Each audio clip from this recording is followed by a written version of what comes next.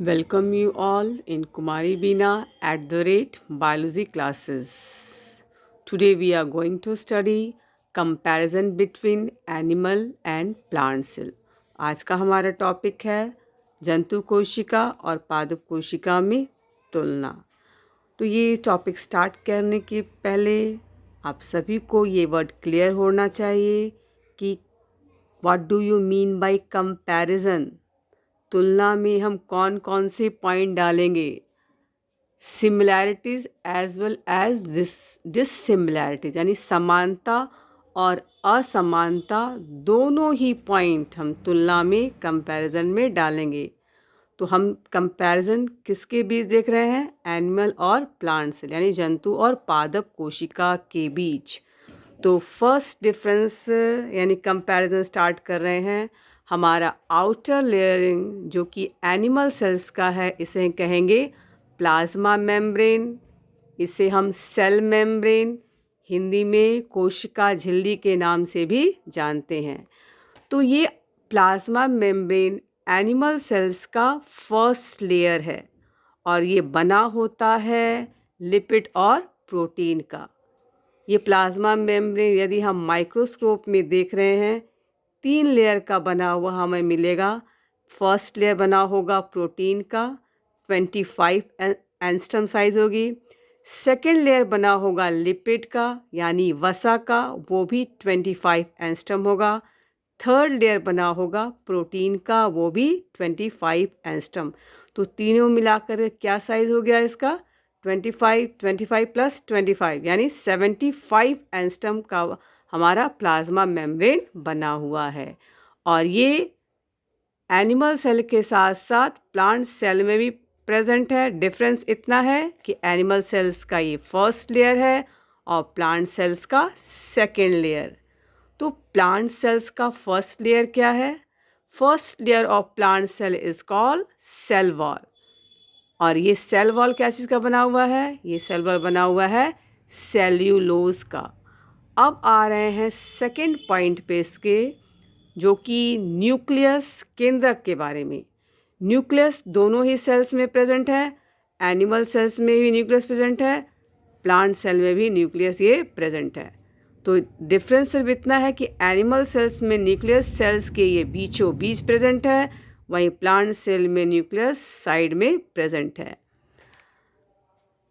Outer layer plant और animal cells और nucleus के बीच वाले पोर्शन को हम साइटोप्लाज्म कहेंगे। ये ऑरेंज वाला पोर्शन आपको दिखाया जा रहा है, ये साइटोप्लाज्म है, ऊपर नीचे ऑरेंज।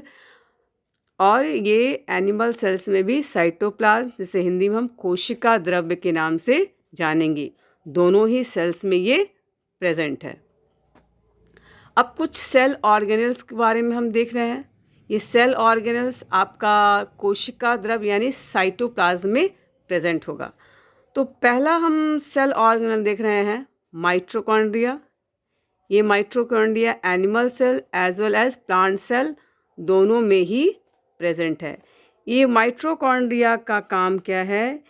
ये एनर्जी को स्टोर करके रखता है, जिस कारण इसे हम कोशिका का बिजली घर या power house of the cell के नाम से भी जानते हैं।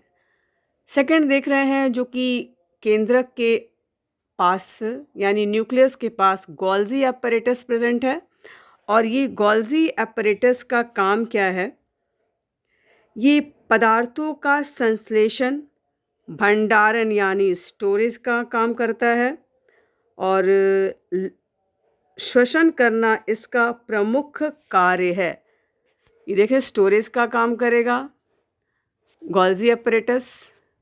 उसके बाद हम देख रहे हैं कुछ थ्रेड लाइक स्ट्रक्चर दिखेगी, जो कि इसका एक एंड न्यूक्लियस से अटैच होगा और दूसरा and outer layer of animal और प्लांट सेल से ही वो अटैच होगा।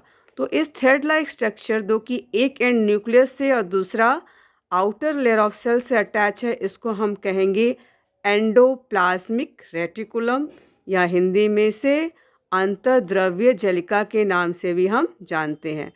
तो ये अंतर्द्रव्य जलिका यानी एंडोप्लाज्मिक रेटिकुलम भी 2 टाइप्स का होगा। एक होगा आपका रफ एंडोप्लाज्मिक रेटिकुलम ये जो दिख रहा है ये वाला, और ऊपर में ये दिख रहा है ये स्मूथ एंडोप्लाज्मिक रेटिकुलम। तो रफ एंडोप्लाज्मिक रेटिकुलम रफ क्यों होता है? इसमें राइबोसोम प्रेजेंट है और इस राइबोसोम का काम है प्रोटीन का सिंथेसिस करना। अब आ रहे हैं जो हमारा नेक्स्ट पॉइंट यहाँ पे दिख रहा है, वैक्यूल्स।